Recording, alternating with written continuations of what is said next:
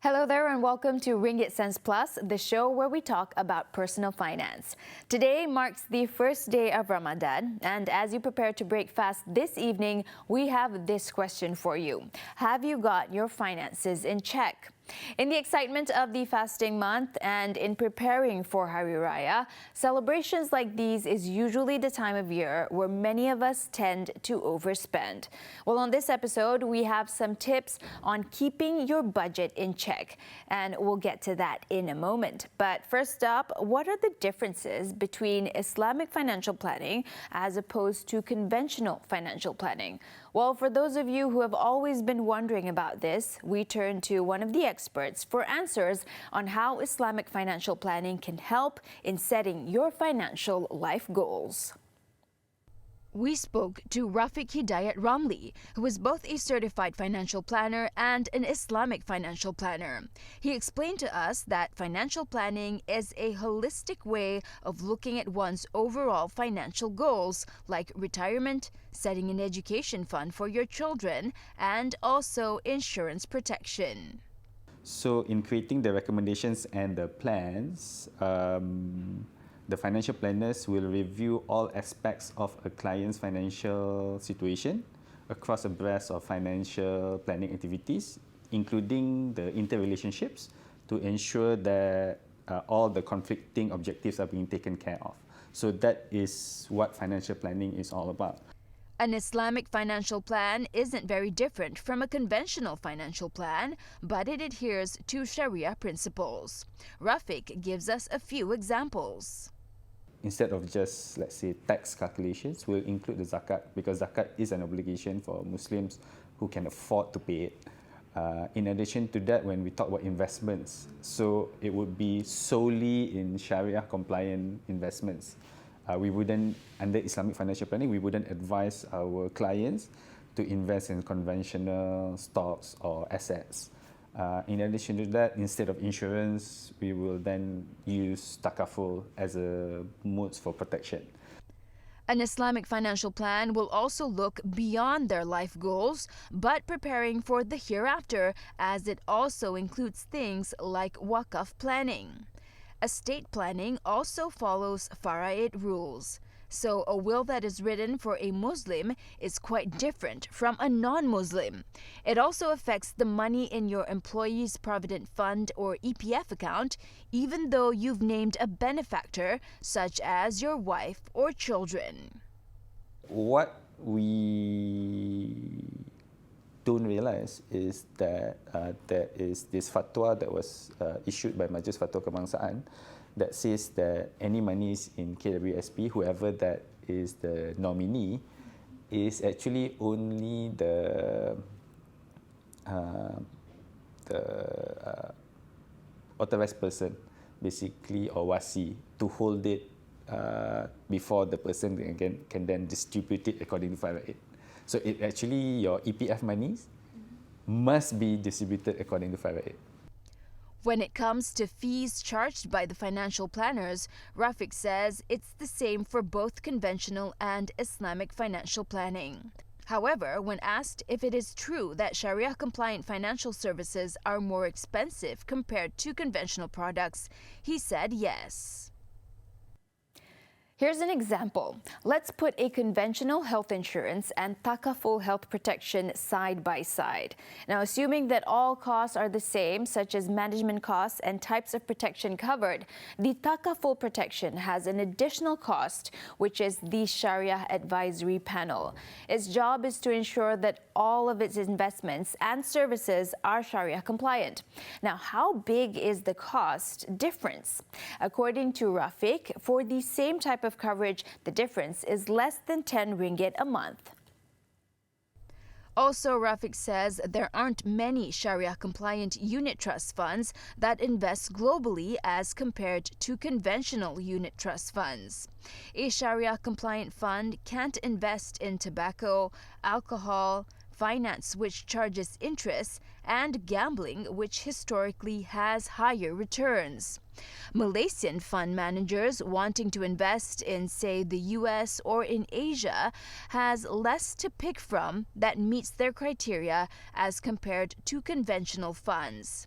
This results in Sharia-compliant funds returning lower returns than conventional unit trust funds.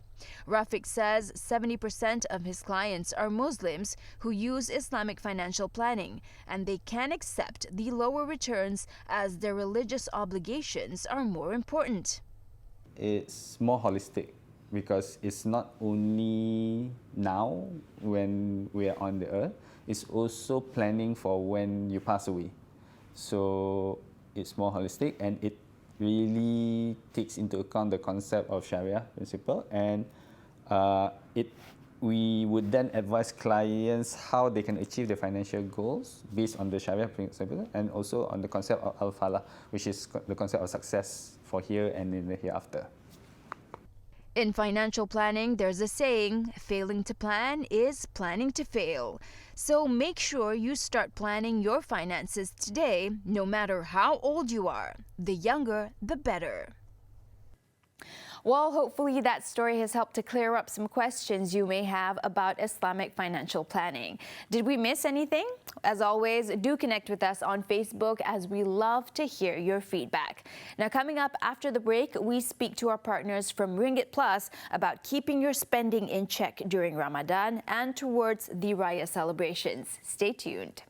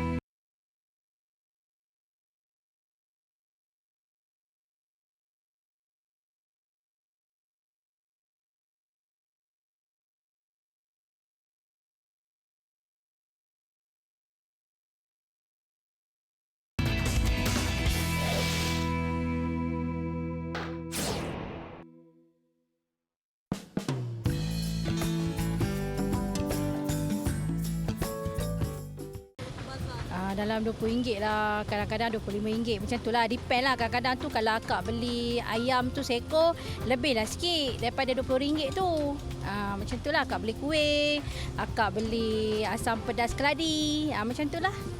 Belanja tu lebih kurang dalam RM15 ke RM20. Kalau pergi pasar Ramadan mesti lebih RM50. Sebab satu kuih tu, makanan tu RM5, RM7, RM7. Tak ada bawah RM3 dah. Jadi bila beli lauk pun yang dah seketul tu, ayam tu, ikan tu belah RM1 kalau ikan bakar kan. Kalau ayam seketul pun RM7. Selalu sekali pergi tu mesti bawa RM50. sebab memandangkan barang-barang semua dah mahal kan. Jadi kalau bawa RM20 rasa tak ada apa-apa rasanya. So, semua lauk ikan-ikan tu mahal. Tapi memang sedap lah yang mahal tu kan. Memang fresh. Puasa mungkin kurang sikit. Sebab apa? Pergi masjid. Makan kat masjid lah. Perbezaan tu adalah beza sikit. Ada mahal sikit lah pasal Ramadan tu. Harga memang mahal sikit lah. Saya kadang boleh jadi juga memang lebih sebelum ni. Saya kira balik kos dia macam lebih. Sebab apa kadang tu kita makan ada pembaziran lah, berlaku pembaziran terlebih. Kadang-kadang kita tak perasan ambil benda tu banyak-banyak untuk maghrib, untuk buka je sebenarnya. Tahu-tahu makanan ada lebih. Beza sikit lah sebab apa kadang-kadang anak dia nak makan pilihan lain. Dia nak murtabak. Yang macam suami saya nak roti john. Akak punya selera macam asam pedas keladi lah. Macam tu lah. Masak lebih jimat. Boleh makan sekali dengan sahur. Kan? Now, as promised, in this part of the show, we turn to our partners from Ringgit Plus to talk to us about budgeting for the fasting month. And joining us in the studio, we have Zuhaili Izzuddin, Ad Operations Manager from Ringgit Plus. Hi. Hi. Thank you. Thank you for joining us. Thank you for enlightening us on the show. Today, we're talking about the fasting month and want to know about how we cannot overspend, because typically this is the time where people tend to spend a lot, not just the Bazaar Ramadans, but they're also planning for Hari Raya, looking for their Raya clothes and whatnot. So what would be your number one tip for people to not go there, not overspend during this month? Start early and plan ahead of your expenses. So one way to do is you plan out what exactly you need to spend instead of what you want. So if we plan ahead and know exactly what we need, it can help us identify where we can save money. One method that we can use for managing our expenses for Ramadan and also Hari Raya is by using a credit card. So not just using a credit card, but the correct credit card. For example, there is credit cards that gives out offers and rewards and also cashback for the specific expenses, such as online shopping, promo and deals, groceries, cashback and also petrol vouchers. Okay, so you would advise using a credit card for some people if they know how to manage it? Yes, for sure. And if you don't have a credit card yet, I would advise to apply for a credit card. One thing that you can do is go on to Ringgit Plus and compare what is the most suitable credit cards for you based on your expenses. And at the same time, you can receive some gifts upon approval of the credit card. And that can also help you save money. One way of doing it is we currently have our Ringgit Plus the Fitri campaigns where you can get household items as a gift when your credit card is approved. So in that way, you can also save money in household items because we are giving out rice cooker and also stand a chance to win Apple iWatch. I see. Okay. Now, speaking of credit cards, we also have a question from one of our viewers who sent in their questions through our Facebook page. Thank you for that. Now, one of our viewers, Rusli, has sent in this question. He and his wife are both 29 and they have a joint income of 7,500 ringgit. So they have two children, aged 5 and 8. And since it's the fasting month, they want to know how they cannot overspend when it comes for Hari Raya. Since last year, Rusli spent 3,000 ringgit on his credit card just to celebrate Hari Raya, and until now he's still trying to pay off the amount. So once again it's time for him to spend for his family, and he's still paying off last year's debts. So what do you have to say to them? So they have a credit card, which is great, and now is how we can advise them on how to pay off their credit card at the end of the month instead of 1 year later still paying off. They should be aware that the interest rate on credit cards are much higher. So it's best to opt for a personal financing instead. For example, personal financing is at 6%. Instead of credit card, it can go up to 18%. Then with that, you can actually get the cash flow that you're getting from the personal financing to pay off your credit card at the end of the month. Okay, I see. Now, they also have another question. Rusli says his wife's company has offered the staff 1 month salary advance for Hari Raya where they can deduct their monthly salary. So a lot of companies are doing this, as I know. So do you think this is a good option for employers to take a salary advance, or would it be better for them to have a credit card and just try to manage that? So in this case, they should understand that, okay, for Raya, they are getting... we assume that they are getting 3,000 ringgit and they will get 6,000 ringgit for Raya. But the next 3 months, they will have to manage cash flow of 2,000 instead of the usual 3,000. If they can do that, they can manage the cash flow, 2,000 ringgit, then yes, that they should opt for it. However, if they find that for the next 3 months, it's very difficult to manage their expenses, manage the cash flow with 2,000 ringgit, then they should opt for personal financing, where it can help them, where it's a longer repayment period, and also they can manage with the lower interest rate instead of using a credit card. So, however, you still need to spend money on Ramadan and Hari Raya. Best to use a credit card to manage the expenses. Then, using the cash flow that you're getting either from the cash advance or the personal financing, and you can pay off the credit card expenses at the end of the month. In that way, then you don't have to pay for the higher interest rate on the credit card.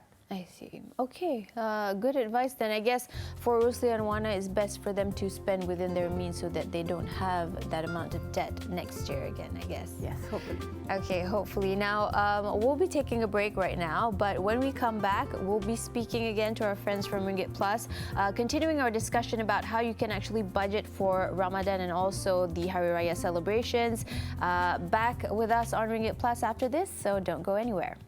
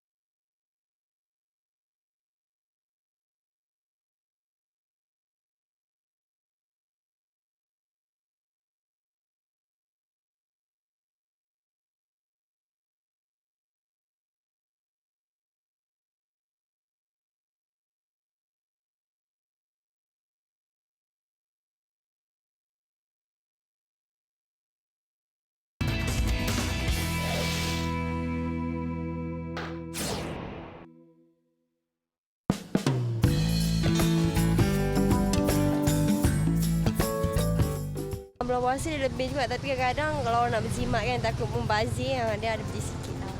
Kak, untung tak untung tengok keadaan Kak. Sebab kalau kadang-kadang hujan kan, so kena tengok keadaan. Modal pun tak berapa besar, dengan tolak macam tu Kak. Keadaan kalau tak hujan, okey. Dalam 200-300, boleh lah. Kalau bulan puasa ni kata dia punya rezeki lebih sikit pada yang biasa. Pada untuk bulan puasa kita panggil bazar kan. Bazar tu keseluruhan penghuni kawasan tu dari sini pemaisuri ke arah bazar tu. Kalau macam bulan biasa pasar malam atau pasar tani hanya orang di kawasan terdekat saja yang datang. Jadi memang beza, memang pembelian tu memang lebih banyak pada bulan puasa. Biasa beli lebih lah dalam 2-3 gitu. Macam sebab berkeluarga kan, makan ramai-ramai. Macam tu lah rasanya. Standard macam tu. Orang beratur lah. Memang beratur memang tak ada stok lah. Daripada buka dalam pukul 4.30 tu sampai ke 6.30, 6.45. Habis balik. Hotel tu dalam 1,000 lebih, 2,000 macam tu lah. Lebih kurang macam tu lah. Kalau macam bulan puasa biasa ke 800 ke 1,000 macam tu lah. Itu antara dua perniagaan lah. Kalau macam nasi ayam dengan air kita orang campurkan lah. Macam tu lah. Pendapatan pada bulan puasa dia bergantung pada rezeki lah. Sebenarnya tak tentu. Ada melebihi 10,000 pun ada, melebihi 15,000 pun ada. Jadi kita nak katakan yang fix tak ada. Tapi itulah jumlah-jumlah antara jumlah yang biasa kita dapat dah. Rasa lebih kurang dalam 500 lah sehari. Well, guys, welcome back to Ringgit Cents Plus. You're still with me, Azaria Tagaya, and we are still talking about saving and not overspending for the month of Ramadan. And we're still with our guest in this studio, Zuhaili Izzuddin, Ad Operations Manager from Ringgit Plus. Thank you for staying with us. Hi. Okay, so before the break, we talked about trying to not overspend, trying to spend within your means, trying to really look at your expenses and keep them in check. So now we want to talk a little bit about zakat as well, because Ramadan is not just the month of receiving, it's also the month of giving. So zakat is a very big part of that. So can you explain to us the basics of what zakat is, what the purpose is, where it goes to, and how is it basically collected? Zakat is a payment that's fulfilled by Muslims if they meet the requirements. The purpose is to help the less fortunate. So, for example, the poor and the needy are eligible to receive the zakat. So, for those who are giving out zakat, they can actually make the payment at a registered zakat institution. Mm-hmm. And they will distribute it to the less fortunate people. Okay. Are there different types of zakat? Yes. So there are two types of zakat, which is zakat fitrah and zakat pendapatan. Okay. So zakat fitrah is done during the month of Ramadan, and it's equivalent to a pack of rice grains. So this year, I think it's about 7 ringgit that you can go on and make the payment at the registered places. So zakat fitrah is mandatory to all that is able to give out. Then the next type is the zakat pendapatan. Is the payment that is made upon your earnings and savings. Unlike the zakat fitrah, zakat pendapatan is not mandatory. Just like your income tax, a certain person needs to reach a level of income, earnings and savings to be eligible for income tax. So it's the same rule that apply on zakat pendapatan. So the rate that goes for zakat pendapatan is 2.5% of your income. Okay, so how exactly, what does zakat contribute to, and how can people actually claim for tax rebates? Yes, so the good thing is now it's income tax season. I think we have about 2 more weeks onto the e-filing deadline. Yeah. So for example, zakat pendapatan is actually tax rebate. If you see the form, then there is a column for zakat rebate. For example, if you are your annual income tax for 2018 is 650 ringgit and you have paid zakat 350. So you are eligible to get the return of 300 ringgit because zakat is a tax rebate. I see. So in this way, that zakat can actually help you manage your personal financing. In a way, it's not a burden. It's the way to help with your personal financing. Yeah. So one tip is save the receipts and make sure that you make the payment at a registered institution. For example, Pusat Pungutan Zakat. Save the receipt, and you can still file for the 2018 tax rebate. Okay, good advice then. Well, thank you so much, Zuhaili, for sharing with us on Ringgit Cents Plus today. Your tips have been very useful, and hopefully our viewers have learned a thing or two as well. Thank you for having me. Thank you. Well, guys, that's the end of today's show. And as always, go to our Facebook page and you can connect with us there. And that's also where you can watch all the segments from today's show, as we will be posting them online as well later on. I'm Azaria Tagaya signing off. We'll see you again next time. And remember to invest and save wisely.